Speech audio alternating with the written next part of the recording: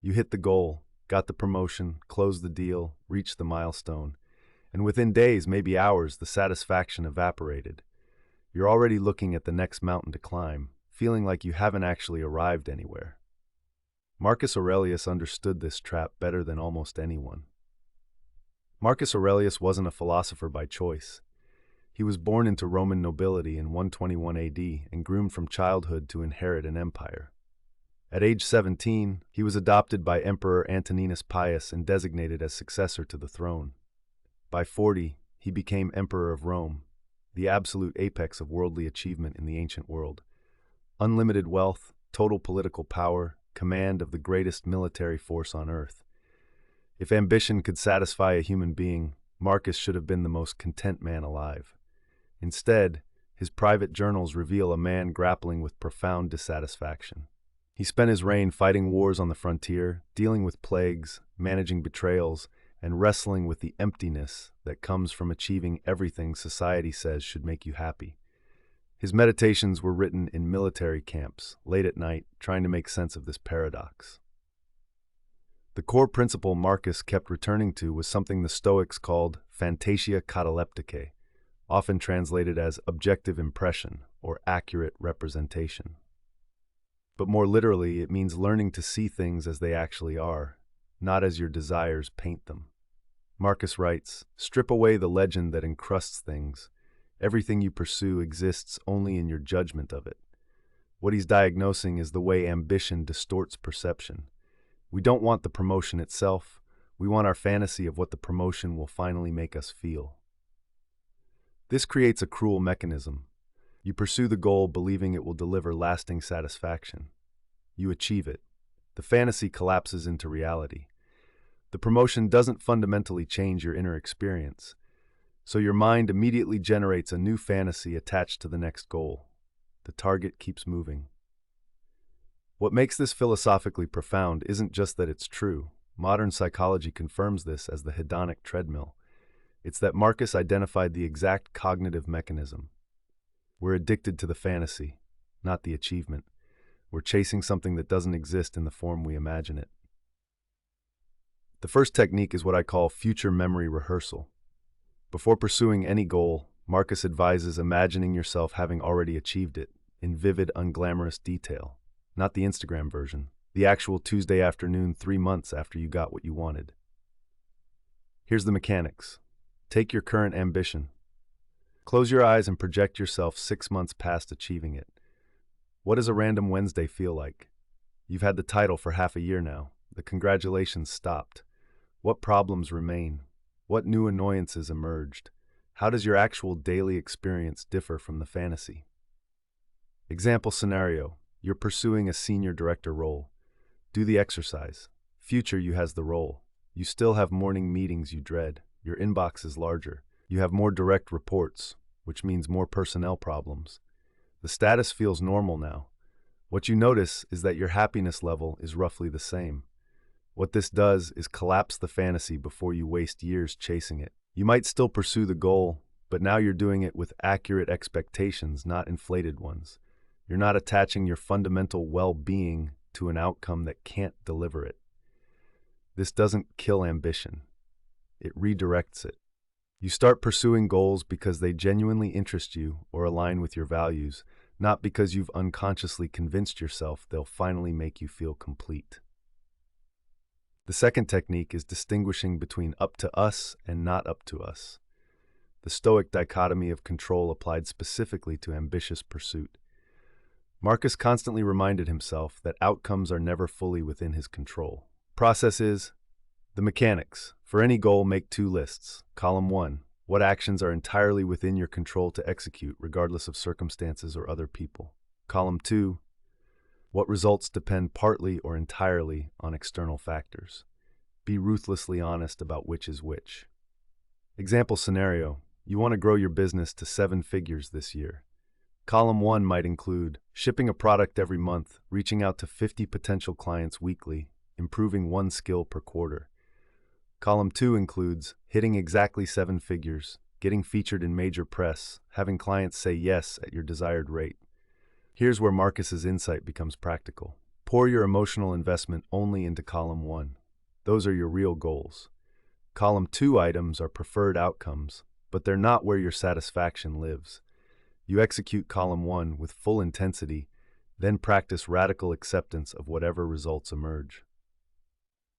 This sounds like lowering your standards, but it's the opposite. It lets you be more ambitious because failure stops being existentially threatening. You didn't fail, you executed your process, and external factors didn't align this time. Your self-worth stays intact. You adjust variables and go again. The third technique is what Marcus called practicing the view from above. He'd regularly zoom out his perspective until his enormous responsibilities appeared small against the scale of time and cosmos. Not to make them meaningless, but to right-size them.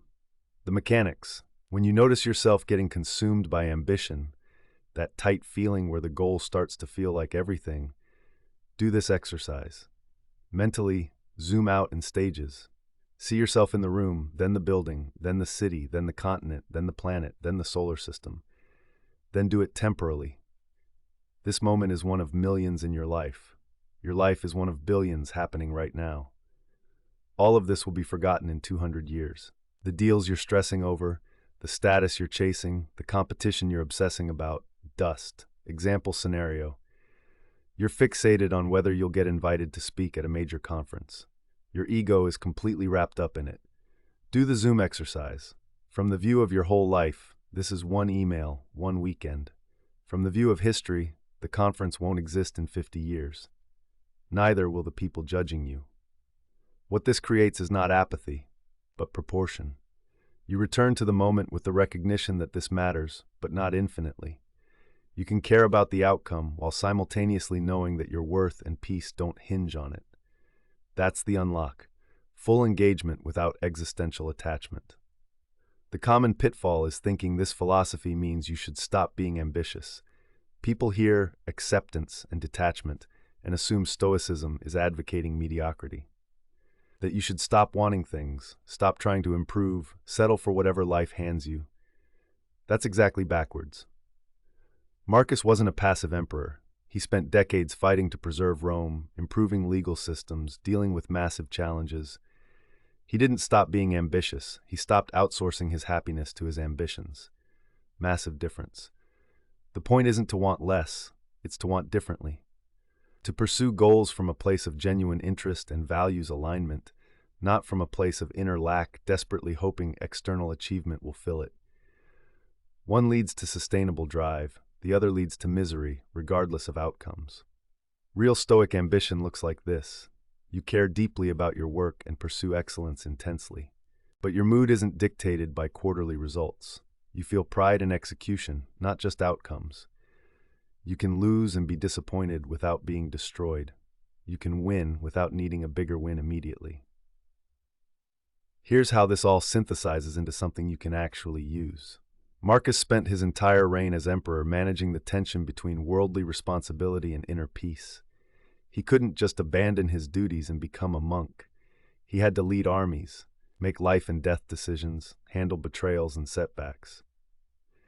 What he figured out was that the problem isn't ambition itself, it's misplaced ambition.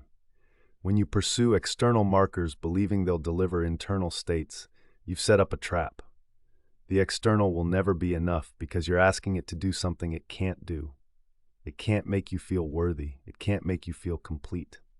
So the reframe is this: pursue ambitious goals as expressions of your values and capabilities, not as solutions to your inner dissatisfaction. Build the business because you're fascinated by the problem it solves. Climb the ladder because you're genuinely interested in the work at that level. Create something because the creation itself matters to you.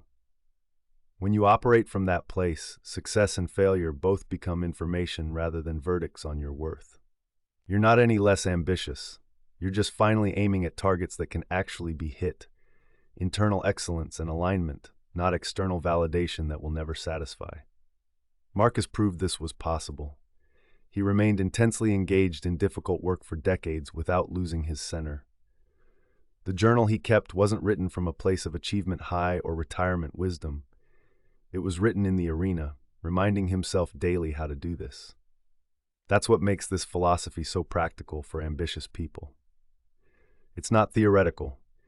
It's operations manual from someone who had everything externally and still had to figure out how to be okay internally. The techniques aren't about suppressing drive.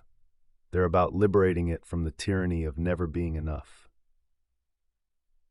If you recognized yourself in this, the pattern of achieving and immediately feeling empty, the constant movement of goalposts, the sense that you should feel more satisfied than you do, you're not broken. You're just operating with a misunderstanding about what ambition can deliver. Try one of these techniques this week, not as a permanent solution, but as an experiment. See what shifts when you collapse a fantasy before chasing it, or when you redirect your focus to process over outcome, or when you zoom out until your stress appears right-sized.